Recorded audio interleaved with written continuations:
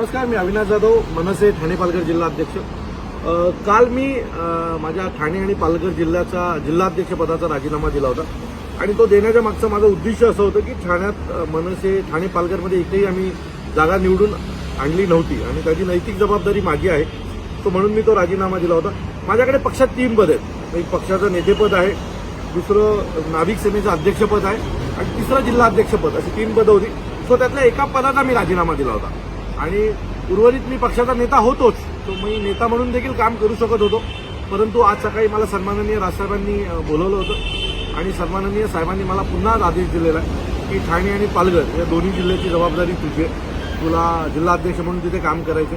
मी याच्या आधीही सन्माननीय राजसाहेबांच्या प्रत्येक आदेशाचं पालन केलं, आयुष्यात पुढे देखील सन्माननीय राजसाहेबांच्या सर्व आदेशाचं पालन करणार आहे आणि आज देखील साहेबांनी जो मला आदेश दिला त्याचं मी पालन करणार आहे। सन्माननीय राजसाहेबांनी मला राजीनामा हा वगैरे असं काही नसतं, असं साहेबांचं वाक्य होतं, काम करत राहायचं असतं, यश जेव्हा मिळेल तेव्हा मिळेल। सो मी साहेबांच्या आदेशाचं पूर्ण पालन करून आजपासून पुन्हा ठाणे आणि पालघर या दोन्ही जिल्ह्यांमध्ये महाराष्ट्र नवनिर्माण सेना पूर्ण ताकदीने वाढवणार। आणि आणखी एक गोष्ट मी नेहमी सांगतो लोकांना, मला अनेक लोक फोन करतात आणि मला सांगतात की आमच्याकडे त्या वेळेला माझं एक वाक्य असतं की माझ्या रक्तात राज ठाकरे, सो माझ्या रक्तात राज ठाकरे, त्यामुळे कुठल्या जिल्हाध्यक्षपद गेल्याने माझी साहेबांवरची निष्ठा कमी होणार नव्हती किंवा साहेबांवरचं प्रेम कमी होणार नव्हतं।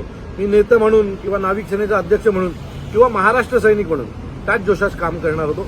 पण आज पुन्हा एकदा सन्माननीय राजसाहेबांनी मला माझ्यावर विश्वास ठेवलेला आहे आणि पुन्हा एकदा मला जिल्हाध्यक्ष म्हणून काम पाहायला सांगितलं आहे। सो पूर्ण ताकदीने लढणार, सन्माननीय राजसाहेबांसाठी महाराष्ट्रभर फिरणार आणि त्याच्यासोबत महाराष्ट्र नवनिर्माण सेना पक्ष वाढवण्यासाठी ज्या काही गोष्टी कराव्या लागणार त्या करणार।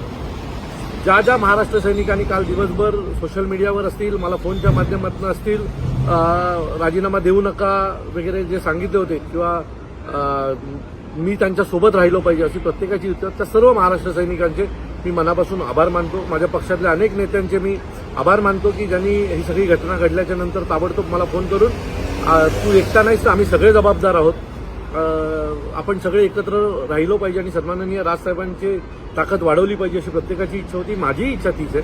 सो मी आजपासून पुन्हा जिल्हाध्यक्ष म्हणून काम करणार आहे, साहेबांच्या आदेशाचं पालन करणार आहे।